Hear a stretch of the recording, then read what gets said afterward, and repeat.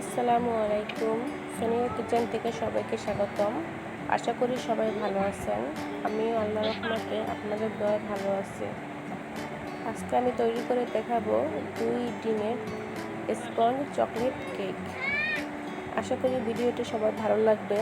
যদি ভিডিওটি ভালো লাগে তাহলে অবশ্যই লাইক, কমেন্ট, শেয়ার করে আমার পাশে থাকবেন। আসলে যাদের কেক ফুলে না এবং ঠান্ডা হয়ে যাওয়ার পর শক্ত হয়ে যায়, ভিডিওটা তাদের জন্য। আমি তেমন ভালো ফুল করতে পারি না, তারপর যতটুকু পারি তাই একটু আপনাদের মাঝে শেয়ার করলাম। তাই কথা না বাড়িয়ে আমি চলে যাচ্ছি মূল ভিডিওতে। এখানে আমি 2টো ডিম নিয়েছি। ডিমের কুসুম একটা বাটিতে উঠিয়ে রেখেছি এবং 1/3 কাপ পরিমাণ ময়দা, 1 টেবিল চামচ কোকো পাউডার, 1/2 টেবিল চামচ বেকিং পাউডার এবং 1/4 চা চামচ বেকিং সোডা, 1/2 কাপ চিনি।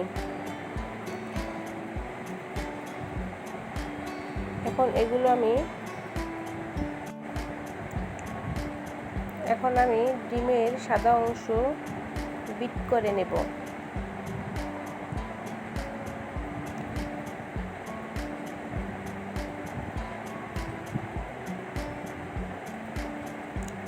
ইলেকট্রিক বিটারে আমি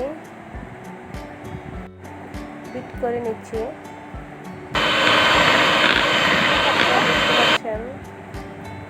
আমি কীভাবে বিট করতেছি, আমার এটা এখন সাদা অংশটা কম হয়ে গিয়েছে।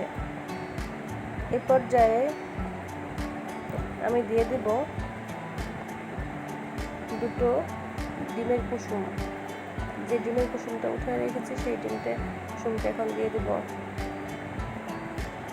তারপরে দিয়ে দেব 1 টেবিল চামচ তেল।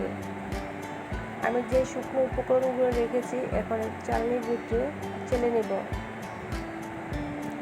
আমি এটা 2-3 বার করে নিয়েছি, তাহলে কেকটা অনেক স্পঞ্জি হবে।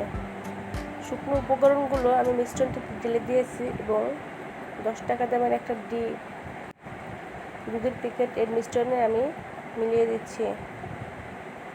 তারপরে দিয়ে দিলাম 1/2 টেবিল চামচ ভ্যানিলা এসেন্স। এগুলো দিয়ে ভালো করে মিক্সড করে নিব।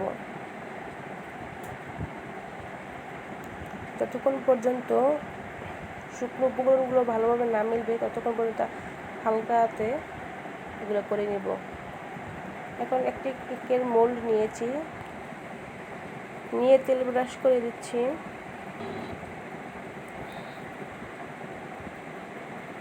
তারপর আমি একটা বেকিং পেপার দিয়ে তেল ব্রাশ করে নিচ্ছি।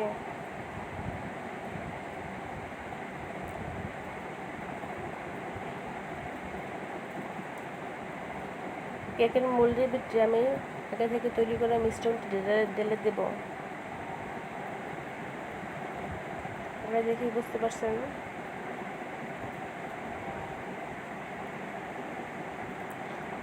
এদিকে আমি চুলায় একটা হাঁড়ি বসিয়ে তার ভিতরে বালি দিয়ে স্ট্যান্ড দিয়ে 10 মিনিট আগে রেখে দিয়েছি হাঁড়িটা গরম হওয়া পর্যন্ত।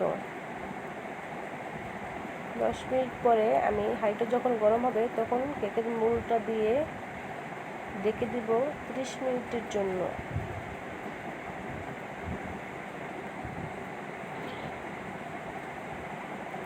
ফিরে আসছি 30 মিনিট পর।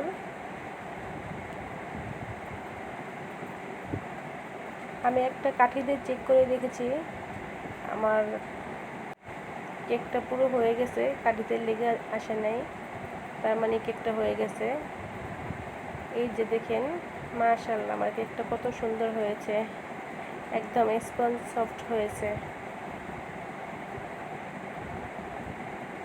এটা কতটা মজা হয়েছে আসলে বলে বুঝতে পারবো না, অনেক মজা হয়েছে কেকটা।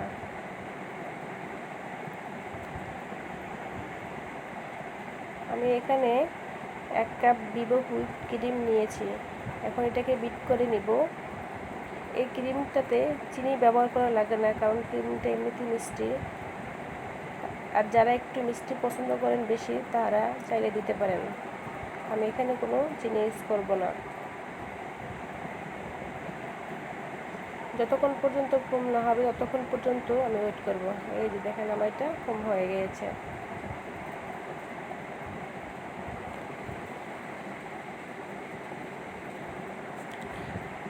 এদিকে আমি হুইপড ক্রিমের ভিতরে একটু রেড কালার দিয়ে বিট করে নিচ্ছি, তারপরে ডেকোরেশন করে নিব আমি এখন।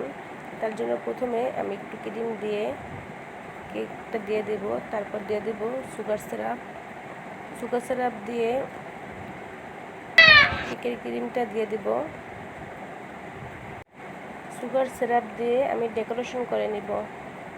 সরি, আমি ফুল ভিডিওটা দিতে পারলাম না, নেক্সট টাইমে কেকের ভিডিওতে সম্পূর্ণ ভিডিওটি দেওয়ার চেষ্টা করব। আমার এই ভিডিওর ভিতরে যদি কোনো অংশ ভালো লাগে থাকে তাহলে অবশ্যই সাবস্ক্রাইব করে আমার পাশে থাকবেন, আমার জন্য দোয়া করবেন। এই দেখেন কেকটা কতটা সফট হয়েছে।